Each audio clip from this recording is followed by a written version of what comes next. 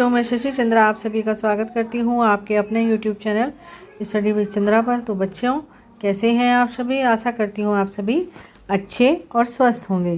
तो बच्चों, जैसा कि आज आप स्क्रीन पर देख रहे हैं, आज हम कुछ MCQ करेंगे जो कि आपके जो 10वीं कक्षा की भूगोल की किताब है उसका जो पहला पार्ट है संसाधन एवं विकास, उसका जो पार्ट है उसके कुछ प्रश्न उत्तर हैं जो कि MCQ रूप में हैं और यही आपके एग्ज़ाम में आएंगे। तो आज हम इन्हें करेंगे।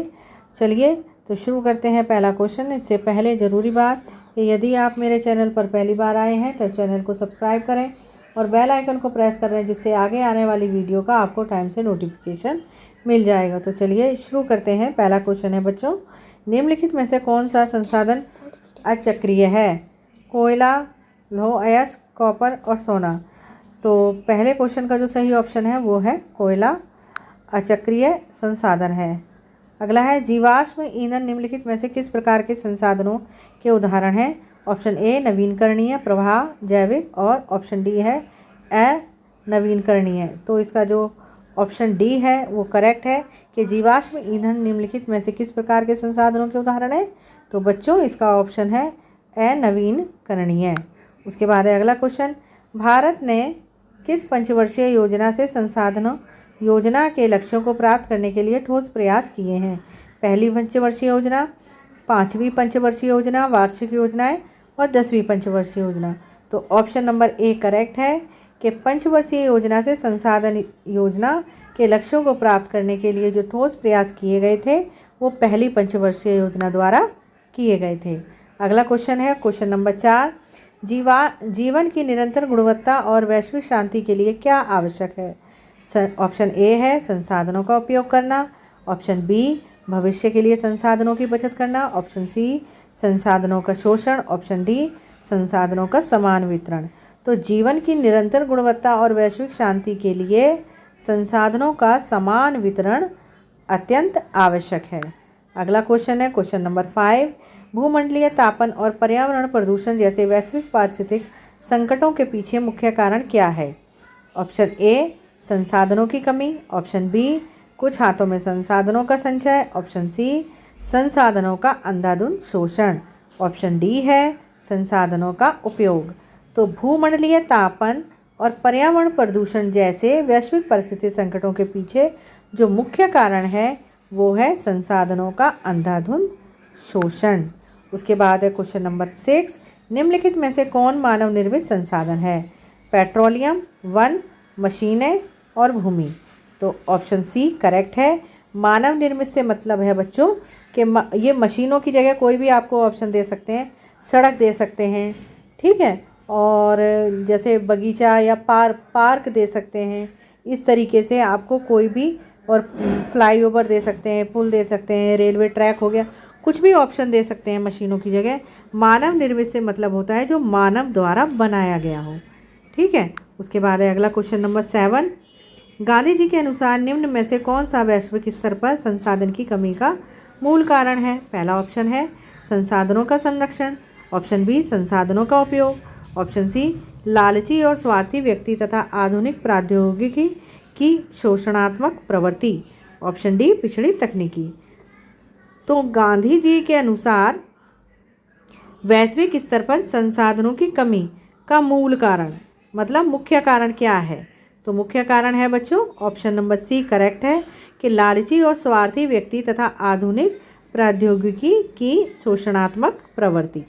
उसके बाद है क्वेश्चन नंबर 8, भारत में इनमें से किस क्षेत्र में खनिजों और जीवाश्म ईंधन के समृद्ध भंडार हैं?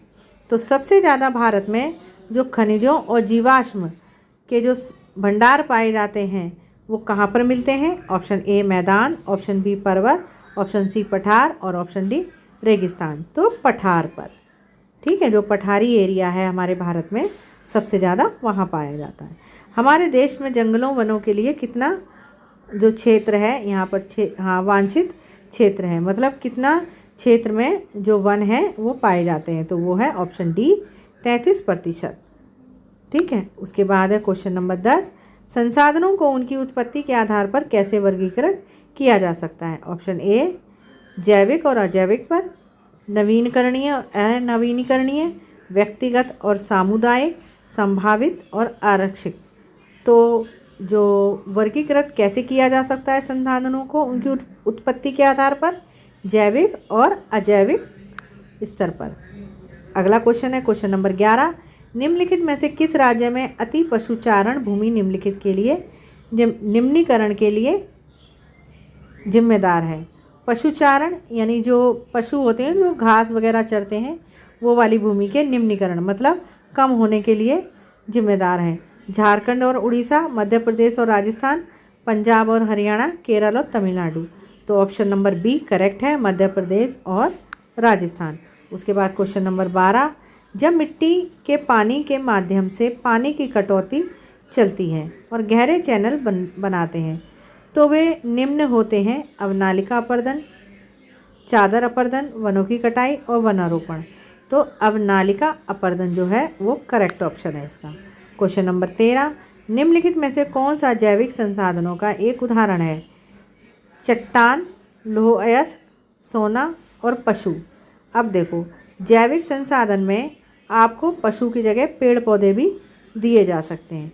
जैविक मतलब जिनमें जीवन हो, तो वो चट्टान में नहीं होता, लौह अयस्क में भी नहीं होता और सोने में भी नहीं होता। तो सही ऑप्शन आप इस तरीके से भी निकाल सकते हैं। जो गलत है पहले उनको गलत कर लो, बाद में सही ऑप्शन आपको मिल जाएगा। ऑप्शन डी यानी पशु। उसके बाद है क्वेश्चन नंबर 14, इनमें से कौन सा जैविक संसाधन नहीं है? अब देखो, जैविक संसाधन नहीं पूछा है तो आप नहीं पर सर्कल लगाएंगे, और जो जैविक संसाधन नहीं है, ठीक है, तो आप उसको ढूंढेंगे। तो इसके लिए आप ये भी कर सकते हैं कि पहले जो ऑप्शन को पढ़ें, फिर उसके बाद जो जैविक संसाधन हैं उनको इनकरेक्ट करेंगे, ठीक है। वनस्पति जात और प्राणी जात, तो ये भी नहीं होगा। चट्टानें ये तो होंगी क्योंकि ये जैविक संसाधन नहीं है, ठीक है। मत्स्य पालन जैविक है तो ये भी क्वेश्चन का आंसर नहीं होगा। और पशुधन ये भी नहीं होगा, तो क्योंकि यहाँ पर नहीं पूछा है तो ऑप्शन बी होगा। यहाँ पर हमने देखा था ना, देखो क्वेश्चन नंबर 13 में क्या था? जैविक संसाधनों का एक उदाहरण, मतलब जो जैविक संसाधन है। तो हमने क्या करा था, हमने वो एलिमिनेट किए रहते क्वेश्चन जो जैविक संसाधन नहीं थे। तो जैविक संसाधन क्या आया था? पशु। और उसके बाद हमने 14 में देखा है कि अब यहाँ पर नहीं पूछ रहा है, तो नहीं कौन सा होगा? चट्टानें, ठीक है। तो आपको क्वेश्चन को गलत नहीं करना है, अच्छे से क्वेश्चन को पढ़ना है, उसके बाद ही उसका आंसर सोच समझ के देना है। अगला क्वेश्चन है क्वेश्चन नंबर 15, इनमें से किस प्रांत में सीढ़ीदार खेती की जाती है? पंजाब में, हरियाणा में, उत्तर प्रदेश के मैदान में और उत्तरांचल में। तो सीढ़ीदार जो खेती होती है ज़्यादातर पहाड़ी इलाकों में की जाती है, तो इसका आंसर होगा उत्तरांचल। उसके बाद है क्वेश्चन नंबर 16, निम्नलिखित में से कौन सी मृदा यानी मिट्टी, मृदा को बोलते हैं बच्चों मिट्टी, मृदा भारत के सबसे विस्तृत क्षेत्र में पाई जाती है और भारत के लिए अति महत्वपूर्ण मिट्टी है। विस्तृत माने बड़े क्षेत्र में, बड़े इलाके में। तो लेटेराइट मृदा, काली मृदा, जलोढ़ मृदा और लाल और पीली मृदा। तो जो जलोढ़ मृदा है वो क्या है? मतलब जलोढ़ मिट्टी भारत के सबसे अधिक यानी सबसे ज़्यादा क्षेत्र में पाई जाती है। उसके बाद है क्वेश्चन नंबर 17, कौन सा शीत मरुस्थल बाकी देशों के अपेक्षाकृत अलग है? शीत मरुस्थल, एक मरुस्थल तो होता है, आपने रेतीला मरुस्थल सुना होगा जैसे रेगिस्तान। अब यहाँ पर शीत बोला है, मतलब जहाँ बर्फ़ ज़्यादा होती है। तो लेह, कारगिल, लद्दाख या द्रास। तो यहाँ पर ऑप्शन सी सही होगा, लद्दाख। पंजाब में भूमि निम्नीकरण का निम्नलिखित में से मुख्य कारण क्या है? गहन खेती, वनोन्मूलन, अधिक सिंचाई और अति पशुचारण। तो ऑप्शन सी सही है, अधिक सिंचाई। पंजाब में भूमि निम्नीकरण का निम्नलिखित मुख्य क्या कारण है? अधिक सिंचाई। अगला है क्वेश्चन नंबर 19, संसाधन जो एक क्षेत्र में पाए जाते हैं लेकिन उनका उपयोग नहीं होता। तो यहाँ पर नहीं पे जरूर अंडरलाइन करेंगे, उसके बाद ही आंसर को सॉल्व करेंगे। नवीनीकरणीय संसाधन, संभाव्य संसाधन, जैविक संसाधन, चक्रीय संसाधन। तो ऑप्शन बी करेक्ट है, संभाव्य संसाधन।